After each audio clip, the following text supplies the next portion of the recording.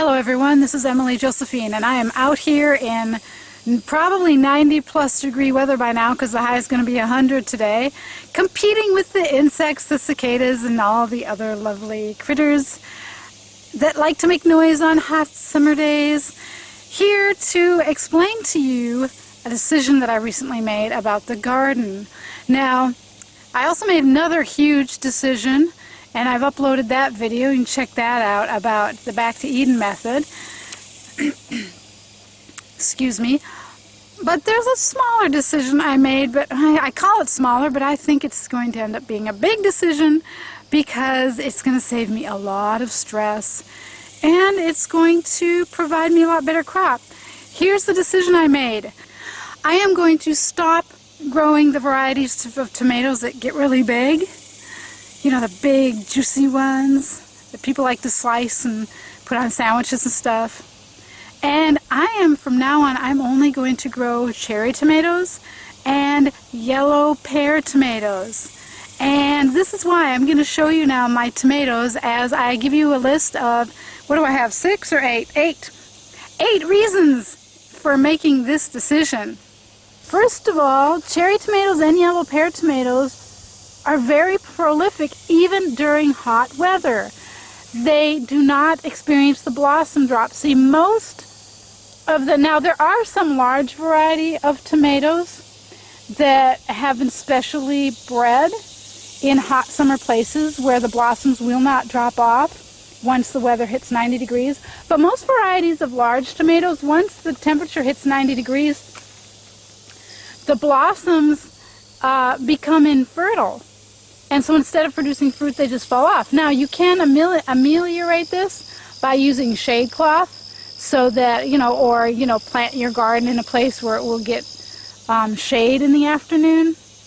I haven't done that, though. But, I want to have a tomato that's going to produce and I don't have to do cartwheels and bend over backwards to keep them producing all summer long.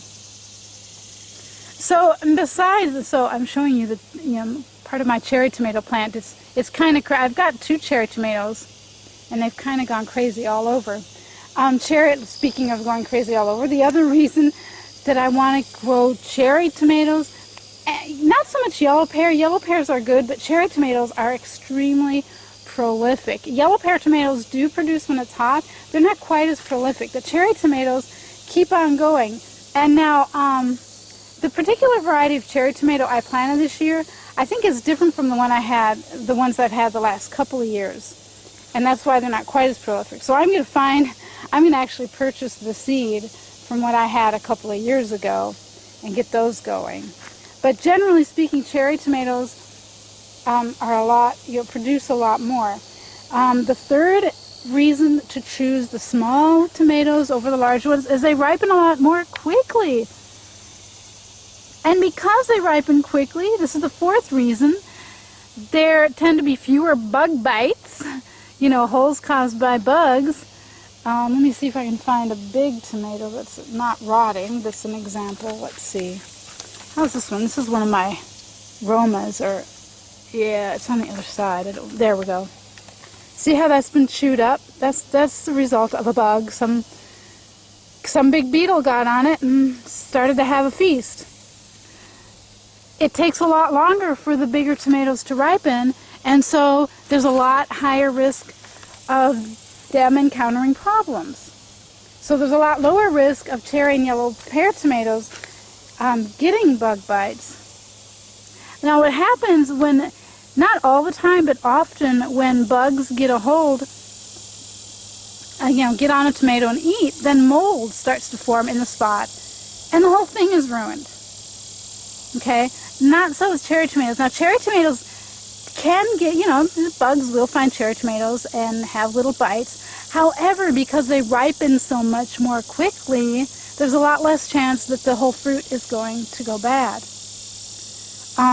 Also, because they ripen quickly, because they're so much smaller, they're a lot less likely to split.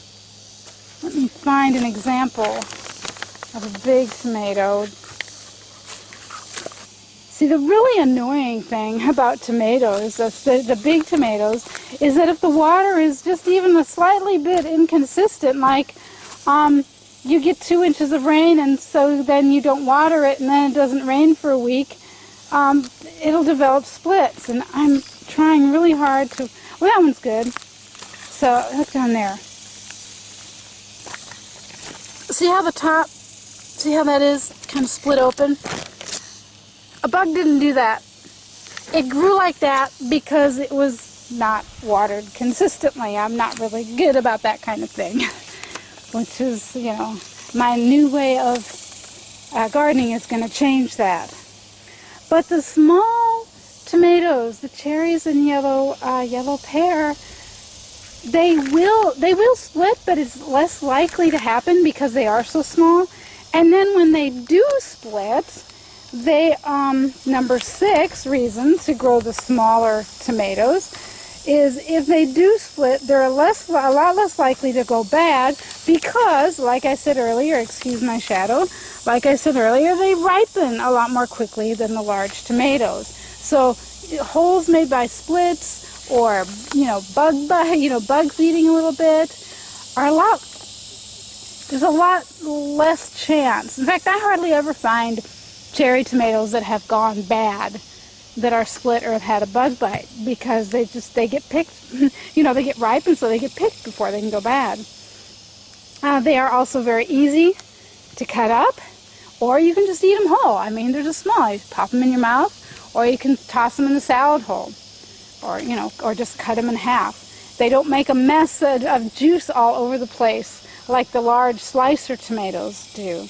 And finally, the 8th reason that I am going to stick with cherry tomatoes and yellow pear tomatoes is related. They're very versatile. They're great for snacking, cutting up and putting in salads, and dehydrating too. Of course, if you like canning, you know. I'm not sure if it would work because I think you have to take the peel off in order to can them. So probably not a good idea for canning. But yeah, you can either they're awesome. They're so sweet, especially the yellow pear tomatoes. Deliciously sweet. So perfect for snacking or salads.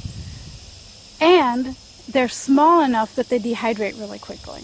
So there you go. Those are my 8 reasons for switching to growing just the small type of tomato. I'm tired of getting frustrated with my large tomatoes that are very hit and miss and don't produce once the weather gets hot and need to be babysat and pampered, and I just don't want to do that. So there you go. If you like this video, if these hints about, you know, tips about growing the smaller type tomatoes help you, give me a thumbs up, share this video, and I'll see you for the next video. In the meantime, make sure that you give to your favorite charity if you haven't done so lately.